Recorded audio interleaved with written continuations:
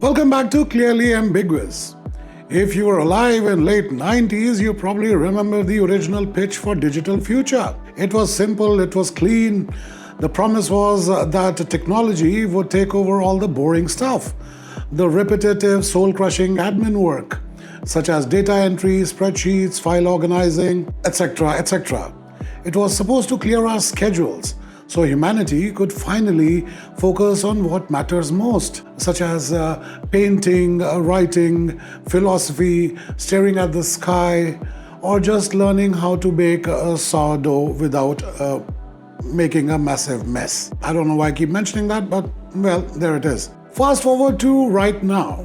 The machines have arrived. They are infinitely capable, hyper-intelligent, and processing billions of parameters per second. And what are they doing? They're making bad poetry. They're drawing people with 7 fingers in one hand. They are writing passive-aggressive corporate emails. And what are we doing? We are checking their homework. We are not lying on a beach while our mechanical butler manages our portfolio.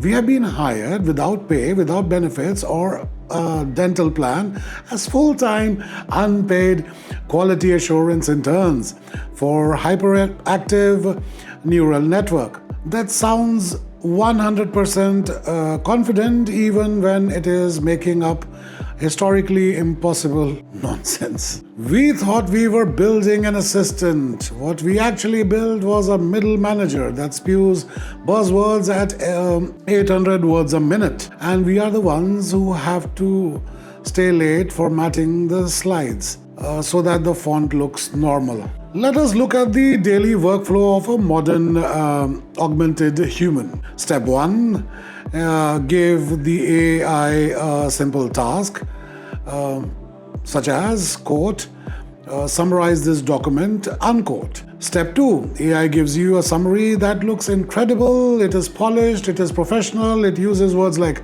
synergy and paradigm. And step 3, you read it and realize it casually invented 3 non-existent tax laws and attributed a quote about quarterly earnings to Abraham Lincoln. Now comes step 4. You spend 45 minutes reprompting it. No, do not invent facts.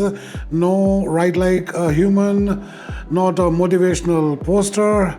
No, stop using the word delve. And step 5, you give up, you delete the output, and you write the document yourself in 12 minutes. That is not automation, that is babysitting. We used to worry about singularity, the terrifying hypothetical moment when artificial intelligence surpasses human control. We spent decades watching sci-fi movies where Skynet drops nuclear warheads or locks us out of airlocks. We prepared for Terminator. We got a toddler with a Wikipedia subscription and unlimited confidence. And the funniest part, we are feeding it. We are frantically typing prompt after prompt, correcting its code, relabeling data sets, manually training its parameters. Also, it can reach a point where it does not need us anymore. Humanity is not being overthrown. We are being tricked into building our own replacements, onboarding manual. We are literally writing the training documentation for our own obsolescence. Now you might think, well, eventually it will read everything humans have ever written, and then it will not need us to feed it more data. Except it already did. The tech giants have scrapped the entire internet, every forum post, every Reddit argument about pineapple on pizza, every digitized 18th century manuscript, every terrible fan fiction novel written in 2008, and they've consumed it all. And now the AI industry has hit a giant, hilarious wall. They ran out of human text. So what happens when you run out of organic human data to feed your multi-billion-dollar algorithm? You feed it synthetic data. AI-generated text fed back into AI models.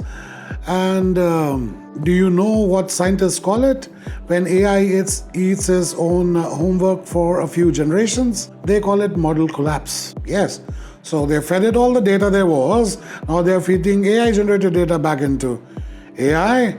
and they are calling it model collapse. So, without the chaotic, messy, irrational, unhinged noise of real human beings arguing online, the models go stale. They disintegrate into echo chamber of generic corporate jargon.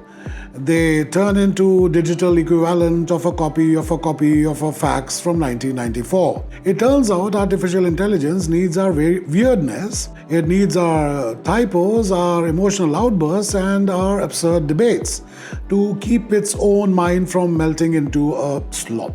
Without fresh human noise, the superintelligence turns into a glorified predictive text button that only knows how to say, "I hope this email finds you well." So let us say AI does figure it all out. Let us say it gets smart enough to write its own code, train its own successor, and decide that humanity is an unnecessary middleman. The sci-fi movies told us it would jump into the cloud and become unkillable.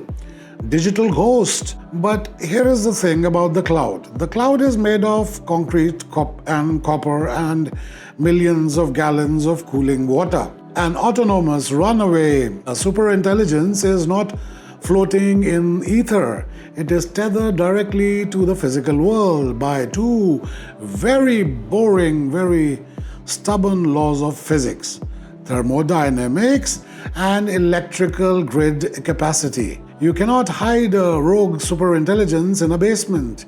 You cannot run a world-dominating neural network of a few solar panels and a backup generator.